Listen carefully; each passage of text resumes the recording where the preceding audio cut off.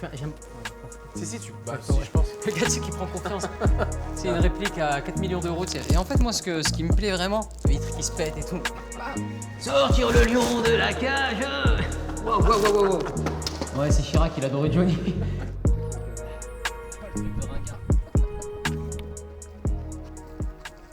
Bienvenue. Est-ce que tu sais où on est déjà? Bien sûr, on est au musée. On est au musée Quai Branly-Jacques Chirac. C'est quoi ta relation au musée, toi? Est-ce que tu as des souvenirs d'école, de musée? Est-ce que tu vas au musée à Paris? Est-ce que dans le Sud-Est, tu allais au musée? Explique-moi un Mais petit bien évidemment, mais bien sûr, moi je suis déjà à Paris, je suis un grand amoureux des musées. 3/4 de mon temps, je suis au musée Grévin. peu. Pour voir qui? Oh, voir Zizou. C'est vrai que je vais le voir, hop, je le touche un peu et ça me redonne la pêche. Mais sinon, j'ai des petits souvenirs à l'école. J'étais allé, le premier musée qui me vient à l'esprit, je crois que c'était à Grasse, avec un voyage scolaire. C'est pas le musée des parfums, ça? Exactement. J'étais allé visiter aussi à Uzès, dans le Gard. Alors, c'est pas un musée, mais c'est l'usine Haribo, voilà. C'est tout. C'est presque un musée? Presque un musée, t'arrives, il y a le petit bonbon d'Haribo, les bonbons Haribo, le petit bonhomme, tu vois. Il y en a aussi, Ouais. j'aime beaucoup. Vas-y. J'ai tourné mon film là-bas. C'est la Galerie de l'Évolution au jardin, tu sais, le Jardin des Plantes. Ouais, bien sûr. Quand je suis arrivé à Paris, j'avais une histoire particulière avec le Jardin des Plantes. Pourquoi? Le premier appart, il était collé au Jardin des Plantes. C'était boulevard de l'Hôpital. Et en fait, mon appart était au premier étage et il donnait sur le métro aérien. Ça fait que 17 fois dans la nuit, je vibrais quand le métro passait et c'était une expérience assez dingue. Et au pied de mon appart, il y avait les Jardins des Plantes qui étaient assez fous. On n'est pas dans un musée comme les autres. Le Quai Branly-Jacques Chirac, si tu veux, à sa construction, c'est Jacques Chirac du coup qui a voulu que toutes les cultures soient sur un même plateau. Il n'y a pas de pièces et les continents ne sont pas séparés par des salles en fait. Et donc si tu veux, rien que ça en fait métaphoriquement, tu as toutes les cultures au même niveau et tu vas voir, on va passer d'un continent à l'autre, que toutes les cultures en fait elles cohabitent, Ok. les objets sont les mêmes, c'est juste les matériaux qui changent. Mais bizarrement, en fait on est un peu tous pareils. C'est vrai, Oui. ça fait très bête quand je le dis, mais c'est vraiment ça. Jacques Chirac, quel souvenir de Jacques Chirac? Parce qu'on est de C'est marrant 89 parce que- tous les deux. Oui, mais j'allais en parler en plus. En termes de politique internationale, en tout cas, je trouve que c'était peut-être le meilleur président de la Ve République. Moi, je suis très nostalgique et ça nous ramène à France 98. Il connaissait tous les noms par cœur. Non mais c'est fou, Quand il criait les noms et qu'il les avait pas. c'était fou. il n'avait pas les noms dans le stade. Il n'avait pas les noms dans le stade le soir de la finale de la Coupe du Monde et il était là. Emmanuel, Robert Lamère. Mais il est associé à ça en fait. Il est donc, associé à ça et il nous ramène à une époque, je pense, nous, à une époque un peu cool, quoi, où il n'y avait pas encore l'arrivée d'Internet. On passait notre temps à jouer dehors. Il y a plein de photos mythiques aussi de Jacques Chirac qui me plaisent. qui tu saute vois. le métro. Qui saute le métro. Il y en a une où je crois qu'il est dans un avion où il est habillé en Lacoste. C'est vrai. Tu vois, un peu Kaira, tu vois. C'est vrai. C'était un homme de culture assez incroyable, d'où ce musée qui était sa volonté. Mais donc tu sais quand même un peu où on est en vrai. Oui, malheureusement, je n'y suis jamais entré et je suis très heureux de le faire avec toi parce que tu vas pouvoir m'éclairer sur pas mal de choses. On va Mais, essayer, on va mais essayer. big up à Jaco Ouais. et aux pommes. Comment ça se passe en ce moment? Je me sens plus aligné, comme j'ai tendance à le dire, avec ce spectacle. C'est le spectacle qui est le plus proche de moi. Et je parle de tout, de mes échecs, de la dépression que j'ai pu traverser, des moments où j'étais au plus bas. Et c'est un spectacle où j'ai l'impression que je rentre un peu en profondeur avec le public. On m'a souvent dit à la fin de mes spectacles, c'est bien, tu nous as fait marrer, c'est cool, et basta. Donc j'avais l'impression d'être très en surface sur un humoriste qui fait rire. Et avec celui-là, je trouve qu'il y a quelque chose d'assez beau où à la fin, les gens sont émus et ça me touche. Et ils viennent me voir, ils me parlent de justement, c'est cool de nous familiariser avec la dépression, de nous dire qu'on peut s'en sortir. Il y a un truc très profond qui se passe avec le public et ça, c'est assez fort. Pour te raconter une anecdote, sur le dernier spectacle, j'avais un gros décor. C'était un décor assez vraiment très cool pour un humoriste où je sortais du décor, des lumières. Et à la sortie de ce spectacle, je me suis dit, putain, ça va être dur de faire mieux sur le prochain parce que j'ai pas le décor. Et j'appréhendais vachement de revenir avec un espèce de setup un peu light, quoi. Mais c'est Lego le décor aussi, non? C'est un peu l'ego et c'est un peu un moment où je voulais ça dans ma carrière, où j'étais à un stade de ma carrière, on me voyait un peu partout, donc c'est arrivé à un stade de ma carrière où j'étais aligné avec ce que je faisais. Et là, je suis revenu un peu à l'essentiel et le fait d'avoir perdu le décor, ça m'a permis d'aller creuser un peu plus mon écriture, d'aller chercher quelque chose qui va toucher le cœur des gens. Et je t'assure que quand tu touches le cœur des gens, c'est fou. C'est très cher, j'imagine, un gros Ouais, décor. ouais. Et en fait, ça cache un petit peu peut-être aussi autre chose. Pour le coup, j'étais plutôt assez aligné avec le spectacle précédent, était assez drôle. C'était un autre Malik, c'est fou, c'était il y a 4 ans, mais j'ai l'impression que c'était il y a 20 ans. Ouais, on va parler parce que Ouais. t'as switché. Ouais, toi. Enfin, non, mais tout, T'as switché. tu vois ce que je veux dire, tout a switché. Ouais, bien Tes sûr. collaborations, ta direction artistique, tes fringues, T'as des lunettes, gars. Première vitrine que je voulais te montrer, on part en Amazonie. En fait, quand t'arrives devant une vitrine comme ça, tu te dis quoi? En fait, je pense au Pérou, je pense au Machu Picchu, je pense à la déforestation. Pour Jacques Mimoun, t'as fait des recherches un petit peu, non? Oui, j'ai fait des recherches, mais c'était plutôt des recherches sur un pirate qui s'appelait Labuse. J'ai fait des recherches qui se passaient plutôt du côté de l'île de la Réunion. Malheureusement, la jungle là-bas, et c'était très compliqué pour des histoires de financement, ça coûte très cher. Et il a fallu trouver un pays où on pouvait construire des décors et avec des coûts plutôt moindres. Et c'est vrai que la Thaïlande, pour tourner, c'est génial. Ça te permet pas mal de facilité et beaucoup de tournages français se passent en Thaïlande. Donc finalement, c'est dirigé vers la Thaïlande. Et j'ai tourné avec Pattaya dans un endroit qui se rapproche de la banlieue parisienne, Pattaya, Phuket.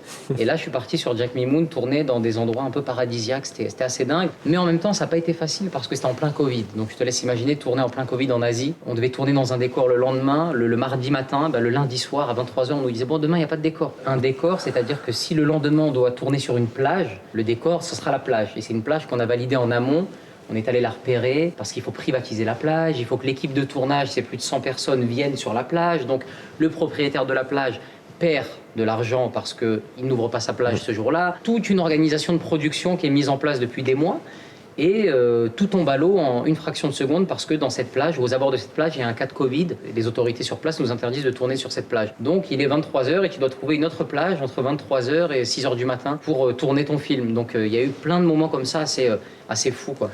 Jack Mimoun, j'ai beaucoup lu tes interviews, regardé, etc.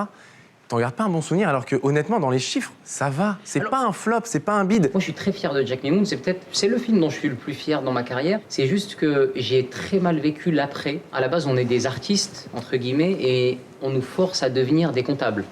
C'est-à-dire que l'après, où tous les jours, on m'appelait, on me disait, voilà, le film a fait tant d'entrées. Ouais. Mais si jamais on coef 2, donc si on calcule, je pense que dans 2 jours, avec la pluie, on va perdre des entrées. Mais 3 jours plus tard, c'est les vacances, donc on va regagner.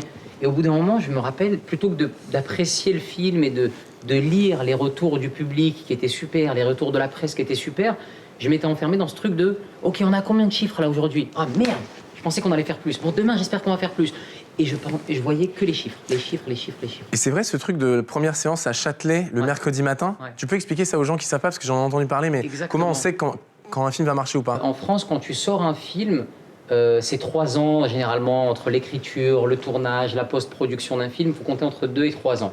Et le film sort le mercredi. Et souvent, le mercredi à 9h du matin, il y a une séance un peu mythique qui est assez connue dans le milieu, qui est la séance du 9h des Halles. Parce que la séance a lieu à Châtelet-les-Halles, dans le cinéma des Halles.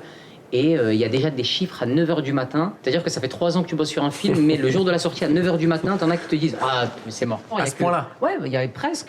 On en est pas loin, tu vois. Il y a 15 personnes, alors qu'on en attendait 40. Mauvais signal, quoi. On va quand même attendre, mais putain... Donc dès 9h du matin, t'as envie de leur dire « Mais je pense qu'on arrive à la fin de ce système-là dans le cinéma. C'est un peu comme le CD de titre ou un peu comme les albums. Je pense qu'on est à un moment charnière où il faut qu'on trouve ce que va être notre streaming. Là, ce côté un peu...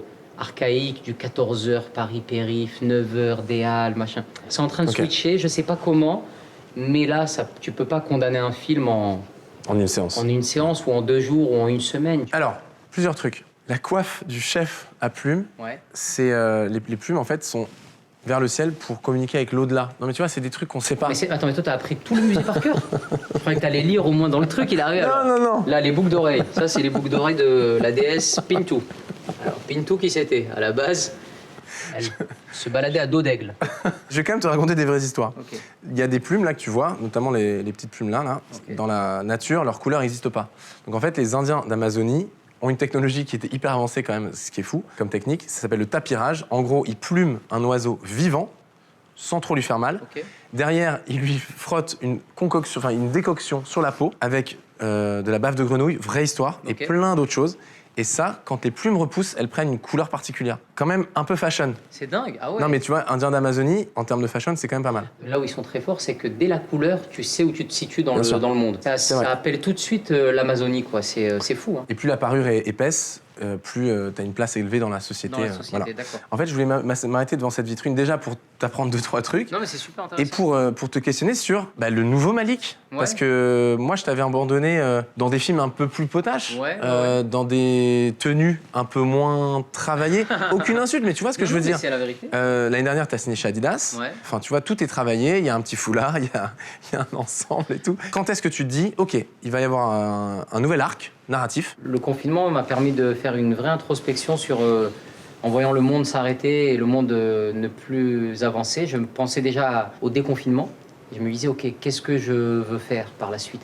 Le fait d'avoir été coupé du monde, d'avoir été à l'arrêt, ça m'a permis de bien réfléchir et de me dire, est-ce que je continue sur cette voie-là ou est-ce que je fais vraiment ce qui me rend heureux? C'était quoi cette voie-là que tu as quittée? C'était la voie de la facilité, de continuer à faire les mêmes choses, des films qui marchent, continuer à jouer le même personnage, continuer à aborder les mêmes sujets. C'était quoi le personnage du coup? C'était le personnage du rebeu sympathique, que ce soit dans les films ou sur scène.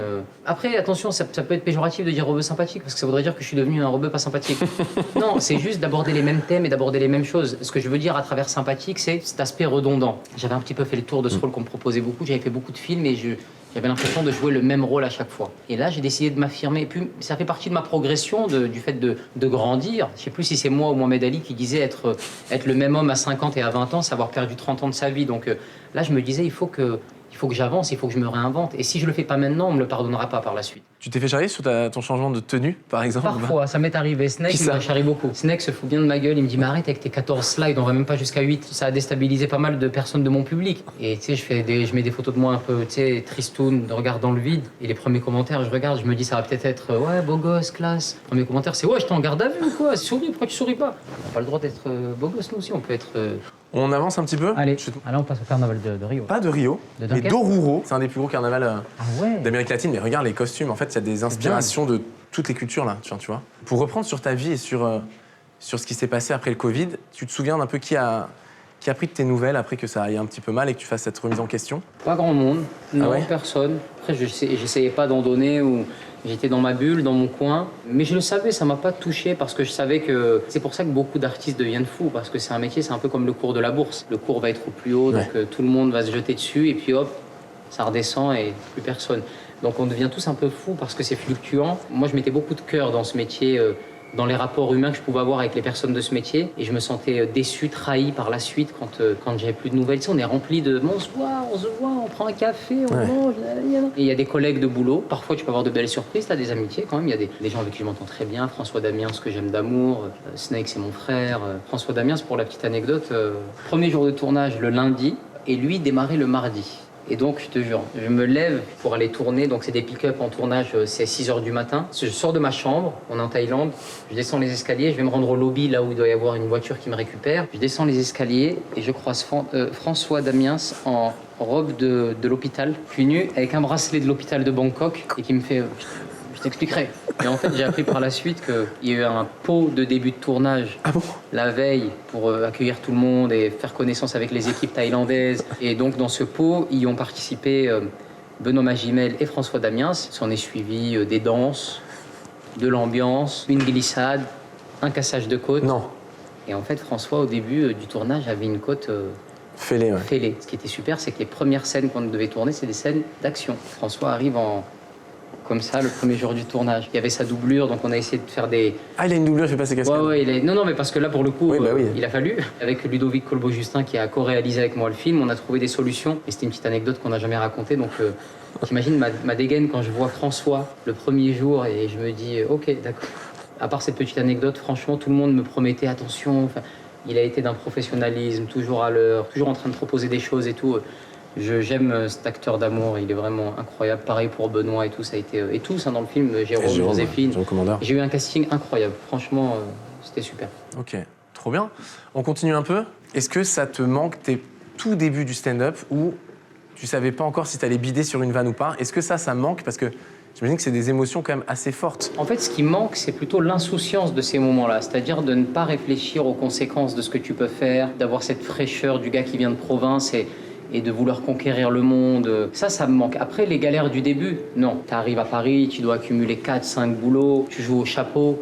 Donc jouer au chapeau, c'est que tu tends un chapeau à la fin d'un spectacle, chacun met ce qu'il veut dedans. Je peux dire que parfois il m'est arrivé de retrouver des trucs, ticket resto, bout de kebab, c'est pas évident. Mais j'ai jamais été triste de ces choses-là plus jeune parce que je me disais c'est incroyable, j'ai de l'argent en faisant des blagues. J'ai commencé à écrire au collège, j'avais un Sony Ericsson, je me rappelle, et je faisais des notes vocales et les potes de ma classe comprenaient pas. Je disais, mais c'est un fou, lui il parle à son portable et tout. J'ai le souvenir de le Midi Libre, c'était le journal local. Et j'étais passé, il y avait eu un titre, un gérant de bureau tabac se bagarre avec une armée de pigeons qui squattaient devant son bureau tabac. Et en fait, il y avait plein de pigeons à chaque fois qui venaient parce qu'il y avait de la bouffe qui traînait. Et le titre du journal, et donc j'étais parti dans un délire. Je disais noter sketch sur bagarre entre bureau tabac, pigeons. Et je savais pas ce que ça allait être, mais je notais, tu vois. Et quand je suis arrivé à Paris, après, j'ai pris mon téléphone et j'ai regardé toutes les notes et j'ai commencé à mettre ça sur papier. Et j'ai dit, ah, ça c'est bien, ça non, ça oui, ça non. Et j'ai développé certaines choses. Donc je commençais à avoir cette démarche de vouloir écrire. Ouais. Mais il faut avoir des tripes quand même pour se dire qu'on peut faire rire les autres. Même si peut-être qu'en classe tu le faisais déjà, comment tu sais qu'une vanne va marcher quand tu l'écris? J'étais même pas dans une démarche d'écrire des vannes dans le sens où j'avais des thèmes. Et je me disais, l'humeur fera le reste. Je voyais dans la classe, comme tu le disais, dès que je faisais un peu le con ou dès que j'arrivais à sortir une bonne vanne, les gens se marraient. Donc dans ma tête, je me disais, bah, sur scène, il y a juste à transposer ça sur scène et ça va le faire. Et en fait? Oh non. Je peux te dire que quand tu arrives sur scène, mon pote, je suis fasciné par les footeux qui viennent me voir jouer et qui montent sur scène. Parfois, j'en fais monter quelques-uns sur scène. Il y a eu à l'époque des joueurs du TFC, il y a eu, on en a parlé vachement avec Eden Hazard aussi. Kylian en a parlé, Kylian était monté au Marrakech du Rire, Mbappé. Eux, souvent, me disent, c'est impossible pour nous de monter devant 1000 personnes, 500 personnes. Je dis, mais vous jouez devant 80 000 personnes. En fait, ils me disent que ça n'a absolument rien à voir. C'est que eux, ce qu'ils me disent, c'est que quand ils sont sur un terrain, ils n'entendent plus du tout ce qui se passe autour. Ils sont sur le terrain, sur le jeu, ils oublient. Et moi, j'ai eu la chance de faire 2-3 matchs caritatifs dans des grands stades. Quand je dis des grands stades, des stades de 8 ou 9 000 personnes, je peux dire que quand tu as 2-3 gars du public qui disent « le beau celui-là, gros cul !» dire que tu t'arrêtes et tu commences à regarder si tu as vraiment un gros cul, quoi. Tu vois, et j'imagine 80 000 personnes jouer au Vélodrome quand tu as le maillot du PSG, ça doit être un délire. Donc moi, je me disais, sur scène, ça va être facile, je vais mettre de l'humeur, ça va le faire. Première fois que je monte sur scène, je me suis pris le beat de ma vie, c'était au point virgule. Je me suis dit, ouais, il faut travailler. J'ai jamais raconté ça. Et j'avais vu un jour un spectacle de Guy Bedos. Et Guy Bedos avait des fiches sur scène. Et moi, j'avais des gros problèmes de mémoire au début de ma carrière. Et je me suis dit, bon, bah, si Guy Bedos a des fiches, je vois pas pourquoi Malik Bentala n'aurait pas de fiches. Okay. Et un jour, je me rappelle très bien, débarquer sur une scène ouverte, au point virgule, avec des fiches. Et j'avais pas fait des petites fiches, j'avais fait des A4. Des A4 Bristol. Donc j'étais là en A4.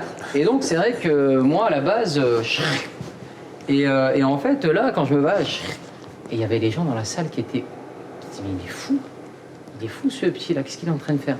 Ça faisait pas pro, c'était n'importe quoi. Tu te souviens de la première vanne qui ne marche pas et de celle qui marche? Premier instant où je suis monté sur scène, j'avais dit j'étais à une réunion parents-prof avec mon père et ma prof de maths, qui était ma prof principale, a dit à mon père, écoutez monsieur Bentala, votre fils n'arrête pas de faire le pitre et à chaque fois qu'on l'attrape la main dans le sac, il essaie de noyer le poisson dans l'eau. Et mon père a répondu, ah bon, il ramène des poissons à l'école. C'était ma... Mais en vrai c'est drôle. Peut-être que maintenant c'est drôle avec du... Je sais pas. Peut-être que ça n'a pas marché. Non, ça n'a pas marché. Comment tu récupères les gens derrière? Ah ouais, tu récupères pas là, c'est une fuite en avant. C'est une fuite en avant totale. Là on est... c'est pas bien, parce que c'est de pire en pire. Quand tu sais pas maîtriser les bides, tu transpires, t'as chaud, t'es pas bien, c'est catastrophique. Et la première vanne qui marche, je suis sûr que tu t'en souviens aussi. C'était mon premier sketch, je disais je suis d'origine algérienne et marocaine, et c'est vrai que la liberté d'expression est un droit maintenant au Maroc, ce qui n'a pas toujours été le cas, notamment à cause de nanana. Et hop, mon téléphone, je faisais semblant d'avoir mon téléphone qui sonne, je faisais allô. Okay. En revanche, en Algérie, la liberté d'expression est aussi un droit, parce que c'est vrai qu'en Algérie, pareil, à l'époque de Bouteflika. Allô. Je vais faire un sketch sur les dauphins, en fait, ça va être plus simple. Ça va être... Et je me rappelle, j'étais jeune, j'avais 18-19 ans, et j'allais déjà sur un terrain un peu politique. Bah ouais, un peu glissant déjà. C'était un peu ma carte de visite, ce sketch-là, dans des scènes ouvertes, et ça faisait un peu la diff, quoi. La concurrence, c'est vraiment... C'est une jungle maintenant, en vrai. Qu'est-ce que tu as comme... Donne-moi un tips pour quelqu'un qui voudrait se lancer. Affirmer sa personnalité et ne pas chercher à correspondre à ce qui marche en ce moment. Tu vois, tu as souvent des mecs du moment, tu as souvent des gens qui cartonnent, et toi, quand tu es encore soit en province, soit inconnu au bataillon, tu dis « je vais faire ça ». Non, si tu viens de province, raconte-nous le mec de province que tu es. Si tu fais du slam, parle-nous du slam, et dis-nous que putain, j'adore le slam, mais En ce moment, on en fait moins. Parle-nous de ta personnalité, affirme ton orientation sexuelle, affirme tes opinions, affirme la femme ou l'homme que tu es. Et c'est quand tu vas nous révéler vraiment ce que tu as dans le cœur et quelle est ton identité que tu vas créer une vraie connexion avec le public. Voilà, moi, je suis passionné de badminton. Et de là, tu vas tirer le fil et tu vas dire, mais aujourd'hui, tout le monde fait du paddle. Il n'y a que moi qui utilise les terrains de badminton. Ouais, calme-toi sur le paddle. Hein, ouais, parce que toi, non, c'est toi, calme-toi sur le... Non, il est fou. Non, mais t'as un truc tout le monde fait du paddle. Non, bah oui. J'aime le paddle, mais c'est devenu vraiment le truc... on se voit au paddle, de toute manière. Même à l'époque, moi, je suis un passionné de five. Des terrains de foot et tout. Plus personne ne va faire des fives. Même les footballeurs ne font que du paddle. Donc Zidane, il a une marque de paddle. Bien sûr, Zidane, il ne fait que du paddle. Tout le monde fait du paddle. Donc je me sens un peu... Je me dis, non, je tomberai pas dans le... On va aller jouer. Ouais, j'aimerais bien. Non, mais on va aller jouer. En vrai, comme tu as vu, j'ai été vite convaincu. On va s'arrêter devant une vitrine qui est... On change de continent. On est en Alaska. Les Inuits. Les Inuits. Le peuple le plus écolo possible. Ah oui. Il y a des phoques, ils les chassent, ils utilisent littéralement tout. Est-ce que tu peux deviner ce que c'est, par exemple, ça? Ça, c'est une remanta. Tu veux dire couverture en espagnol, ouais, donc t'es pas loin. Bon, on n'est pas loin. Mais non, c'est un sac, quand ils partaient en expédition, c'est un sac qui est fait en peau de phoque. Tout dans le phoque est utilisé. La peau, les os, la graisse. Est-ce que tu sais du coup ce que c'est que ça ou pas? Ça, c'est la collection Yeezy. C'est le premier défilé de Kanye. C'est parti. Ouais, c'est StockX, ça part à 15 000. Ça. Bien sûr. C'est en peau de quoi ça? Bah alors, devine, parce que du coup, ça vient du phoque. Ah, c'est en intestin de phoque? Exactement. Ah ouais? Et tu sais ce que c'est? C'est un anorak. Puisqu'anorak, ça veut dire intestin en inuit. Eh oui, il y a des infos dans Mignon Musée, mais bien sûr, Donc, ils pouvaient partir en expédition tranquille puisque les intestins isolent vachement bien. D'accord, ok. Donc, tu vois, la nature, sans déconner, je vais dire une phrase très bateau. Vas-y. Mais la nature est bien faite. Bien sûr. Tu viens de l'Audin, tu grandis à Bagnols-sur-Cèze, tu débarques à Paris, ça se passe très bien, on a déjà lu sur tout ça. Quand est-ce que tu dis que tu as réussi? Ça, c'est une question vraiment qui m'intéresse. Est-ce que c'est à un moment donné, tu dis ah bah, c'est bon là en fait? Ouais, non. Non? Même aujourd'hui. C'est Tapi qui disait dans la vie, soit on réussit sa vie, soit on réussit dans la vie.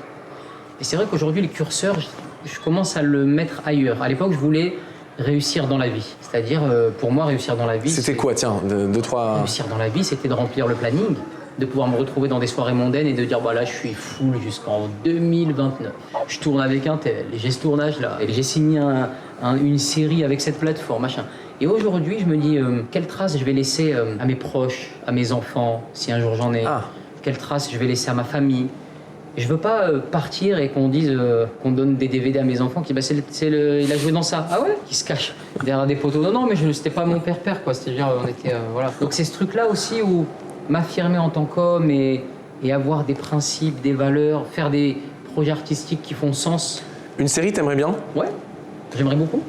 Casting rêvé, il y a qui? Sache une chose, sur les castings, ça a fait partie de toute mon introspection. Depuis les vidéos, j'ai beaucoup changé mon état d'esprit là-dessus. C'est-à-dire que j'ai appelé pas mal de gens connus pour jouer dans mes parodies vidéo. 99% ne voulaient pas, ne pouvaient pas, ou ne m'ont pas répondu. Je dirais pas les noms, mais il y en a même un qui m'a dit « c'est pour qui ?» Je dis bah, « c'est pour ma chaîne YouTube ». Il m'a dit « non, mais appelle-moi quand tu auras une plateforme ». Quand j'ai raccroché, je dis « waouh ».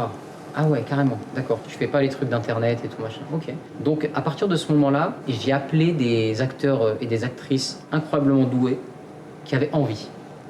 Et je t'assure que lorsque quelqu'un est surmotivé et a envie de jouer dans un film, dans un sketch, dans une série avec toi, ça change tout. Anthony Lastella, Mathias Van Cash, Anne-Elisabeth Blateau, Samia Méziane, il y en a eu plein, franchement. Et je les remercie, Steve Tienche. Et ces gens-là étaient à l'heure, connaissaient leurs textes, faisaient des propals à chaque fois, et tu ne devais pas dealer avec un agent d'image, un agent de cinéma, un agent du sport, un agent de ce qu'elle doit manger, un agent de machin. Et ce truc-là, ça te facilite la vie et ça se voit à l'antenne parce qu'il y a une vraie relation, un vrai rapport. Attention, je ne fais pas de généralité. Il y a aussi des acteurs très connus, très cool, notamment les acteurs que j'ai pu avoir dans le film que j'ai réalisé, qui ont été extraordinaires, avec qui on a créé une vraie relation. Et il y en a plein d'autres avec qui j'ai envie de tourner, qui je suis sûr sont super, mais j'ai plus cette envie. Et je pense que le public ne regarde plus un film en se disant il y a lui au casting. Je pense que c'est une manière de réfléchir qui a changé. Tes parodies, tu t'attendais à autant de vues, de retours? Non. Pour moi, les parodies, c'était mon dernier tour de piste. Non, après, je me disais, bah, je vais faire mes spectacles dans mon coin et tout. Mais... Ça t'a vraiment redonné une hype, tu dirais? C'est vraiment déterminant? Hype, je sais pas. Ça m'a redonné de l'exposition. On s'attendait pas à ce que je revienne, je pense. Je pense que la parodie de CNews a fait beaucoup parler, jusqu'à dans des sphères à Maison Blanche. Ah oui, carrément. à la Maison Blanche. Biden.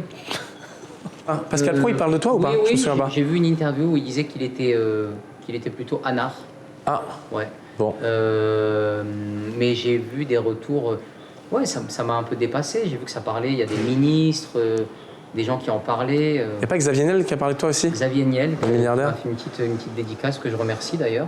Moi, je suis pas un humoriste politique. C'est-à-dire que je suis un humoriste qui fait ce qu'il a dans le cœur et parfois ça peut s'avérer être des sujets qui touchent plus ou moins à la société, à la politique. C'est pour ça que toutes les parodies que j'ai sorties, l'ordre n'a jamais été laissé au hasard.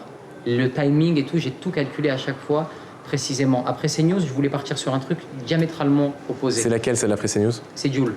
Ah ouais. C'est la parodie Jules, de raconte-nous, mais La- il a Ouais, bien c'est pris. mon pote. Jules, c'est... Franchement, je te dis la vérité, tout le monde l'a bien pris, à part une personne. Une personne dans la mode, Ah, qu'on ne nommera pas. qu'on ne nommera pas, qui commence Simon par Jacques, Porte, qui finit Jacques par Mus. Ok. J'aime... Si, si, je pense. Le gars, tu sais, qui prend confiance. C'est une réplique à 4 millions d'euros. Tu sais. Et en fait, moi, ce qui me plaît vraiment, la vitre qui se pète et tout, Comment ça se prépare l'impro? c'est comme un muscle qui se travaille. Première date, je suis à Arles. Arles, qui est se donc- situe en Allemagne. Putain, on a Même les mêmes vannes. Arles, qui est, ouais, qui est Arles, au qui est sud de juste Los là. Angeles. Voilà, Ok, ouais. exactement. Et j'étais terrorisé parce que je ne savais pas ce que j'allais jouer, j'avais plein d'idées. Et j'avais peur, j'étais pas remonté sur scène depuis 4 ans. Écoute-moi bien, je suis remonté sur scène, ça a été cataclysmique. C'est la première fois que les gens de mon équipe, en me voyant sortir, sont dépités. Ils m'ont avoué par la suite qu'ils se sont parlé entre eux, ils ont dit non mais il n'y arrivera pas et tout. Je savais plus comment faire de l'impro, je savais plus comment me déplacer, j'avais tout oublié quoi, tu vois. Et d'arrêter pendant le Covid, il y a un truc où ça a été encore plus long parce que t'es à l'arrêt, t'es arrêté, il n'y a pas le Covid, t'es pas confiné, donc tu tournes des films, ton cerveau il reste encore dans cette espèce de mécanique d'apprentissage, de jeu, de partage. Là, j'étais enfermé, puis après je suis pas remonté sur scène. Première fois que je remonte sur scène, c'est à Arles, en 4 ans. Et j'ai tout oublié, j'avais plus de repères. Et il a fallu, step by step, ça a été un long chemin. Tu sens quand ça se passe mal, et là je le savais. Il fallait juste, comme disent les Américains, trust the process. Ça, c'est Joel Embiid aussi en NBA qui dit ça. Bon, on attend toujours le titre, mais. Le process, on l'attend un petit Ouais. peu. Ouais. Mais en tout cas, ouais, il faut faire confiance au the marathon continue, comme disait Nipsey Hussle. Ah, Ouais, j'ai pas mal de rêves. Hein. il y a des refs, il y a des refs. Tu sais à quoi ça me fait penser, ça? Vas-y. C'est vrai que ça me fait penser au masque, bon, un petit peu au masque de Jim Carrey, de The Mask. C'est vrai. Mais Jim Carrey qu'on voit plus trop d'ailleurs. Dans Sonic. Ma faute. Ah, putain. Est-ce qu'il faut raconter des anecdotes? Ouais, mais on va se mettre là. Je sais pas si. Mais moi, je vais mettre là. Mais Quel relou. Il est où? On va se perdre un moment, c'est sûr. le Sonic 3, je te le conseille. Pour moi, c'est mon préféré de la trilogie. Ok. Sur IPTV, il est lié ou pas? Allez, sur ce. Pour le coup, je paye tous mes abonnements. Ok. Mon père, non.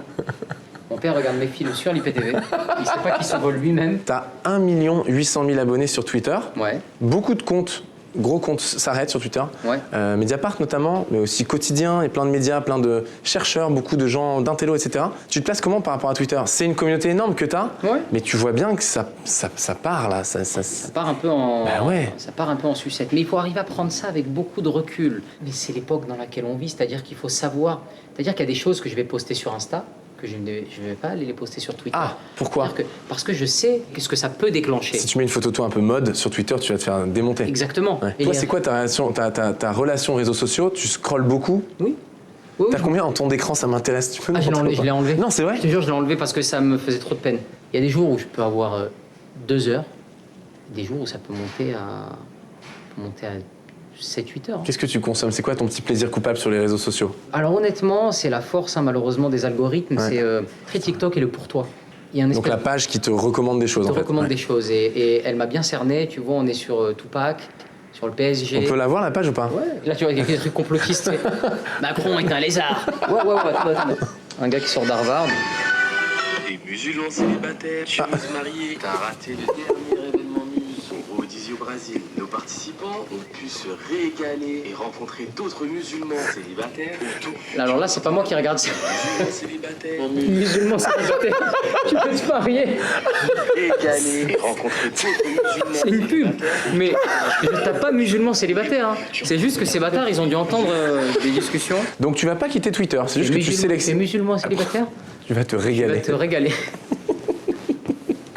On va continuer un petit peu. Et donc en fait, on va prendre un petit temps et on va s'asseoir dans la salle qui est réservée aux Dogons, qui est donc une peuplade africaine. Et on va s'asseoir pour parler d'amour. Ok. On va se poser là. Ah, trop bien. Ouais. L'acoustique est bien en plus. Ah bah c'est pratique pour Tom. Hein. Tom, il va kiffer. T'es célibataire, je crois savoir. Oui. Ok, c'est quoi l'amour, Malik? Qu'est-ce que l'amour? L'amour, c'est trouver sa partenaire ou son partenaire en fonction de là où on se situe. Être une team, partager des moments, se soutenir, s'aider, se supporter. Ouais, c'est tout ça, c'est trouver la personne avec qui va être à la fois ta meilleure amie, ta confidente, ta partenaire. Moi, c'est le mot partenaire qui me vient à l'esprit. C'est quand ta dernière vraie relation? Je dirais en 88. Non, attends, la vraie relation, peut-être, ouais, il y a 1 an. Ok. 1 an, 6 mois. Ça a duré 6 mois, 5 mois. C'était avec Olivier Giroud. J'étais sûr. Personne ne le sait, je te donne un scoop. Et comment quand t'es amoureux? Moi, je suis gaga. Je vais trop vite en besogne. Ouais, je suis un peu comme toi. Je vais trop vite en besogne, j'aime. Ça passe par quoi? Ça passe par des cadeaux. Je la couvre de cadeaux. Mais c'est des petits trucs mignons, tu vois. Quel est ton Kinder préféré? Je vais lui faire livrer plein de Kinder Country. C'est vrai? Ouais. T'as fait ça? Ouais, j'ai fait des bouquets de Kinder. Mais non. Ouais, des bouquets de bonbons. Parfois, je veux qu'elle sente bien. J'envoie un chauffeur avec un bouquet de fleurs pour aller dîner au resto. T'es prévenant, hein? Ouais, j'aime beaucoup être assez galant. Je trouve que ça se perd un peu. J'aime beaucoup. Après, moi, je suis un vrai cœur d'artichaut. Je tombe vite amoureux et je me fais déjà des plans sur la comète. On se connaît depuis 15 jours. C'est quoi les prénoms que t'aimes bien pour les enfants, toi? C'est toi qui demandes? Ouais, je deviens fou.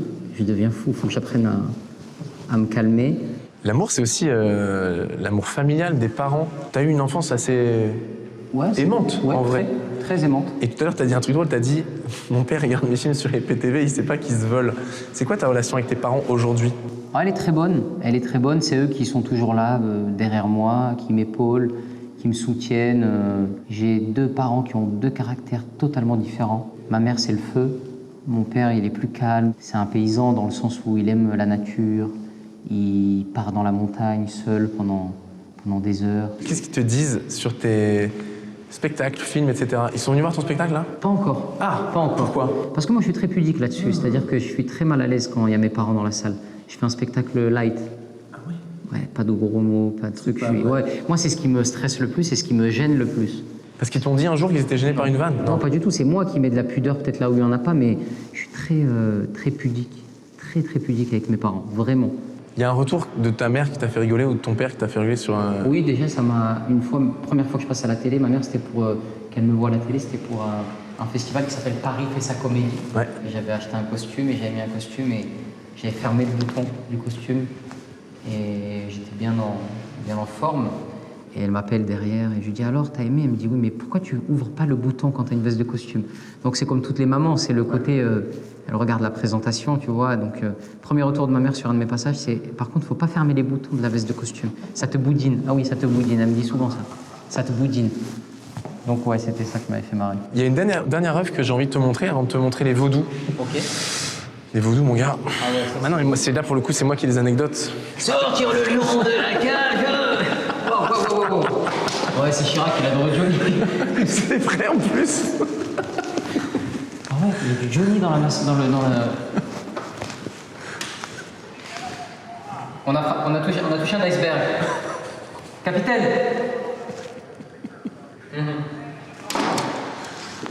À bâbord dans la salle des machines. Je me dis, mais bon, c'est une de tes forces. T'es à l'aise très vite quand même, non dans la... Ouais, ça dépend. Hein. Qui t'a impressionné que t'as rencontré? Ça a été un de mes héros. Et il a ce truc qui dépasse le football, quoi. Il est esthétiquement incroyable avec un ballon. Et... La première fois que tu le rencontres, toi qui n'es pas impressionnable, tu vous vois, comment ça se passe? Et je fais la première partie de Jamel au Casino de Paris en 2010. Et souvent, je faisais 90% des premières parties. Et parfois, Jamel changeait de première partie ou moi, je pouvais pas être là. Et on me dit, 3-4 jours avant, bah tiens, Zizou, il a confirmé, il vient le 12 avril. Et moi, je commence à regarder mon planning, mon agenda et tout. Je dis, j'espère que c'est moi qui... Je commence à dire à tout le monde, s'il vous plaît, je fais la première partie. Hein. Donc je fais la première partie. En fait, surtout, je commence à convaincre tout le monde ici. Parce que Zidane, il vient voir Jamel, il s'en fout de la première partie. Donc normalement, il vient à la dernière minute. Pour pas faire d'émeutes. Pour pas faire d'émeutes, et il vient voir le spectacle de Jamel et il sort et tout. Et là, je crois que c'est Karim Debbouze qui produisait Jamel à l'époque, qui est son frère. Et je lui dis, je t'en supplie, dis à Zinedine Zidane de venir voir la première partie. Je crois qu'il arrive à le convaincre sur le planning et tout. Le Casino de Paris, c'est une salle qui est bien faite parce que tu peux voir la première partie et après on vient te chercher, on te met dans un espace très cool. Et il a vu la première partie. Et après, il est allé se poser. En attendant le début du spectacle de Jamel, il s'est posé dans un espace détente du Casino de Paris. Et par exemple, je te la fais courte, mais on va dire que Zizou était posé là. Et moi, en fait, ma loge, je devais à chaque fois passer devant chez Zidane pour aller dans ma loge. Et je m'inventais des sorties et des allers-retours de loge pour qu'au bout, on crée un truc à un moment. Donc, j'arrêtais pas de faire des trucs comme ça, tu vois. J'ai oublié dans ma loge Et j'ai dû le faire 18 fois, frère. Et au bout d'un certain nombre de fois, il y a Madame Zidane, Véronique, qui dit « Ah bah tiens, Malik ». Et là, mon cœur se met à battre. Elle me dit « On t'a regardé, on t'avait vu dans le Grand Journal ». J'avais fait un petit passage dans le Grand Journal à l'époque. Elle m'a dit « Tu m'as beaucoup fait rire. Et Zinedine a aimé aussi ton passage ce soir-là ». Quand elle a dit ça. Peut-être ça la réussite. Pour moi, ouais, merci beaucoup. Vive les Zidane. Et d'ailleurs, qui sont encore aujourd'hui, dès que j'ai besoin, dès que j'ai demandé à la famille une vidéo pour annoncer l'Adidas Arena, il l'a faite. J'allais y venir. Cette vidéo-là, je les aime d'amour. pour la faire courte, en gros, tu teases ton spectacle à l'Adidas Arena, tu veux les clés, donc tu demandes à plein de célébrités différentes de te donner les clés. Et finalement, le patron, c'est Zidane, je spoil. Exact. Comment elle s'organise cette vidéo? Parce qu'il y a Eric Judor, il y a Florence Foresti, il y a des joueurs du PSG, il y a Léna Situation, Snake, Hamza, oui, il y a beaucoup. Et en fait, pourquoi je remercie Zidane? Parce que le premier à m'avoir envoyé la vidéo, c'est lui? C'est lui. Ah ouais. Ouais. Et le fait d'avoir lui, derrière, c'est ça. Tu peux dire j'ai Zidane, voilà. C'est fini. Ouais. Moi, tu m'envoies un truc, c'est Malik, j'ai besoin de toi, bah, j'ai déjà Zidane. Vas-y, tu veux quoi? Un poirier? Je fais un poirier. Donc là, il est humble, il est classe, c'est le plus grand footballeur de l'histoire de France. Non, il n'y a pas la classe. Ok. C'est la dernière œuvre que je voulais te montrer. Est-ce que tu peux deviner ce que c'est? Justement, je vois 127 heures avec le bras coincé. C'est assez pragmatique. Voilà. C'est un monolithe qui vient du Sénégal et en fait, c'est une pierre funéraire. Oh. Le truc à savoir sur ça, c'est que ça fait 6 tonnes. Donc en fait, Ça fait 6 tonnes. Ça fait 6 tonnes. En fait, le sol a dû être renforcé. D'ailleurs, tu vois que le sol est un peu déformé autour. Ils ont dû poser l'œuvre et ils ont construit le musée autour. C'est pas vrai. Ben non, parce qu'ils peuvent pas le transporter une fois que le musée il est fait. Donc le musée, c'est la première œuvre du musée et ils ont tout fait, tout autour a été construit après la pose de cette œuvre-là. Et en fait, ce qui est assez, et encore une fois, ça rejoint ce qu'on disait sur les cultures qui s'entrechoquent, qui se mélangent, qui partagent, c'est un échange. Donc nous, on a ça vient du Sénégal, époque Léopold Sédar Senghor, et on leur a prêté des tapisseries d'Aubusson, donc savoir-faire français, etc. Sur un autre ton, on va commencer l'expo sur les zombies. J'ai hâte de savoir ce que tu sais des zombies, ce que tu ne sais pas des zombies, du vaudou. C'est quoi un zombie pour toi? On vient d'arriver dans l'exposition temporaire zombie. Et quelle image t'as du zombie? C'est quoi? La première image que j'ai du zombie, pour moi, c'est Thriller Michael Jackson. C'est vraiment le premier truc que je vois quand je suis petit. Et pour moi, un zombie, c'est ça. Et par la suite, après, avec l'âge, ça va être Walking Dead, ça va être la vision hollywoodienne qu'on peut avoir d'un zombie. Un mort qui revient à la vie pour traumatiser la population. Ok, merci Hollywood du coup parce que c'est pas du tout ça. Okay, non mais c'est lié à la religion vaudou. Et en fait, quand je te dis que c'est pas flippant, c'est juste que l'Occident en a fait pour des raisons culturelles et capitalistes en fait. Un peu comme les cow-boys avec les Indiens. Ce serait qui les méchants dans l'histoire? Hollywood. Peut-être. Le vaudou, c'est une religion. Et c'est une religion qui est née de la fusion entre plusieurs religions, parce que les religions s'entremêlent. Donc, tu as du catholicisme, tu as de l'animisme, qui est une religion qui est très présente en Afrique aussi. Et donc, du coup, tu vois qu'il y a des croix, il y a plein de choses. Ça, c'est donc ce que tu vois là, c'est une salle qui sert au quotidien pour les croyants vaudous. Et donc, c'est une salle dans laquelle beaucoup d'actes vont être... En quoi consiste justement cette salle en fait, il y a des actes du quotidien. Tu peux prier les esprits qu'on appelle des louas. Tu peux leur demander des choses. Et le poteau, c'est vraiment quelque chose de très important qui s'appelle un potomitan. Là, on part en Haïti, du coup, avec ces termes-là. Et donc, on se réunit autour du potomitan et on demande aux esprits de nous accorder des choses. Donc, tous les actes du quotidien sont réalisés ici. C'est un peu une salle de prière, en fait, mais vaudou. Donc, le vaudou, en fait, c'est pas juste des statues. C'est surtout pas des statues dans lesquelles on met des clous pour jeter des sorts. Ça n'existe pas, c'est que dans les films. Pour revenir aux zombies, c'est le mauvais mort. C'est la personne qui a été jugée, qui a commis des méfaits, qu'on va un peu tuer socialement. Je vais t'expliquer le processus et après on ira dans l'expo, mais ça pour le coup c'est un peu flippant. En gros, il y a des sociétés secrètes qui jugent en parallèle ces gens-là qui ont commis des méfaits. Une fois qu'ils sont jugés, s'ils sont jugés coupables, ce sont des prêtres vaudous qui les empoisonnent littéralement et ce poison va les tétanisés de l'intérieur. Donc en fait, ils sont prisonniers de leur propre corps, ils renoncent à leur nom, ils renoncent à leur liberté, ils renoncent à leur conscience. On va les enterrer dans une cérémonie très très précise et on va les déterrer ensuite. Sauf qu'ensuite, ils sont prisonniers de leur propre corps, donc ils ne peuvent plus bouger. Ils sont emprisonnés dans leur propre corps. Mais ils sont vivants. Ouais, ils sont vivants. Ça, c'est un zombie. C'est le zombie au sens haïtien du terme. Et donc cette exposition, elle t'explique tout ça, donc on va commencer par là. Et il y a une salle dans laquelle j'ai très envie de t'emmener, qui s'appelle l'Armée des Ombres. Tu vois, des cérémonies, par exemple, de vaudou. Donc il n'y a rien de... Enfin, tu vois, il n'y a pas de sorcellerie noire. Ah, c'est pas non plus bonne ambiance. Hein. Depuis tout à l'heure, tu me parles des vaudous, on dirait qu'on est à Disney. Ah, ça reste vaudou. C'est là, les mecs, ils s'enterrent vivants. Quand tu dis des sociétés secrètes, ce sont dans des villages. C'est des sociétés parallèles à la justice officielle du pays qui se réunissent.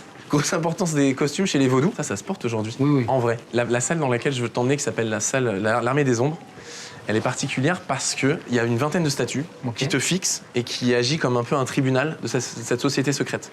Donc les gens qui ont commis des méfaits, on les met devant cette armée. Et c'est un peu le dernier avertissement, tu vois, c'est la prochaine fois, attention. Les petits miroirs que tu vois, c'est pour repousser, c'est miroir, vraiment littéralement, c'est pour repousser les esprits et les mauvais sorts. Et donc la société secrète dont on parle, c'est la société Bizango, comme tu le vois. Et donc ça s'appelle, ce sont des fétiches. Leur côté dangereux, il est assumé par les ciseaux et leur pouvoir par la canne.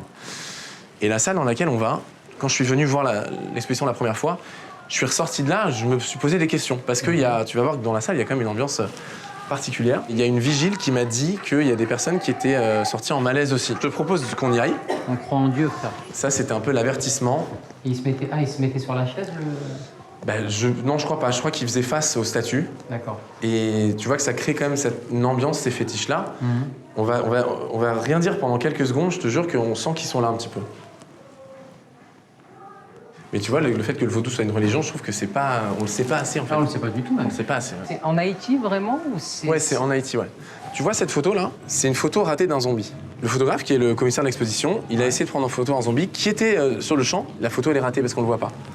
Et donc Philippe Charlier, le commissaire de l'exposition, que je salue au passage pour tout ce qu'il m'a raconté, m'a quand même dit que depuis le début de l'exposition, il y a 3 personnes qui l'ont appelé et qui lui ont dit « Oui, moi je le vois le zombie sur la photo ». Et quand ces gens-là ont décrit la position du zombie à Philippe, il s'est rendu compte que oui, ils avaient raison et qu'il était vraiment comme ça, le zombie. Donc il y a des choses inexpliquées même pour des gens très cartésiens. Mais il est où, là?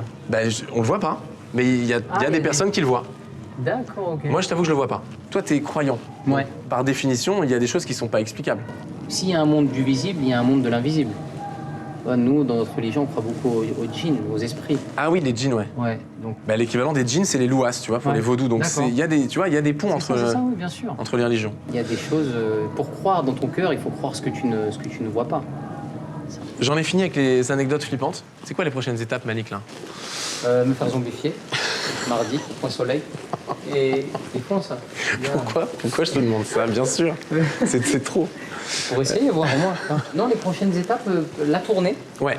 Qui est longue. Qui est longue, tournée des Zéniths. Là, janvier, février, je ne sais pas quand l'émission sera diffusée, mais janvier, février, avril à Adidas Arena. Ça, c'est fou. Hein. Je serai le 11 et 12 avril. J'ai des places en plus, on m'a dit. Bah oui, t'es en carrière, okay. Attends, bien évidemment. C'est quoi le truc le plus marrant en tournée? Là, tu vas faire la tournée des Zéniths, donc tu vas voir la vraie France. Ouais. Tu vois, la France... La vraie France, pas la France germanopratine qui cherche... On va visiter. Le truc le plus marrant qui me soit... je dirais à La Ciotat. Okay. Il y a quelques années en arrière, je jouais dans une... En fait, La Ciotat, c'était une nouvelle salle qui venait d'ouvrir. Et dans cette ville-là, ils avaient fait 2 espaces. Tu avais une salle, on va dire, de 1000 personnes et une salle de 200 personnes. Moi, je jouais dans la 200 parce que j'étais en rodage. Et dans la salle de 1000, il y avait le fils de Clint Eastwood qui fait du jazz. Qui est très connu et qui fait du jazz. J'ai plus son nom. Et donc, je commence mon spectacle, je commence à jouer. Et il y a une dame au premier rang qui, je vois, elle n'est pas focus, quoi. Elle prend son sac, elle regarde des choses. Et à un moment donné, elle lève la main. Et c'est une salle de 150-200 personnes. Quand même. Et voilà, tu vois, c'est... Elle lève la main, je lui dis oui. Elle me dit, vous n'êtes pas le fils de Clint Eastwood. Et à cette question, je dis, mais...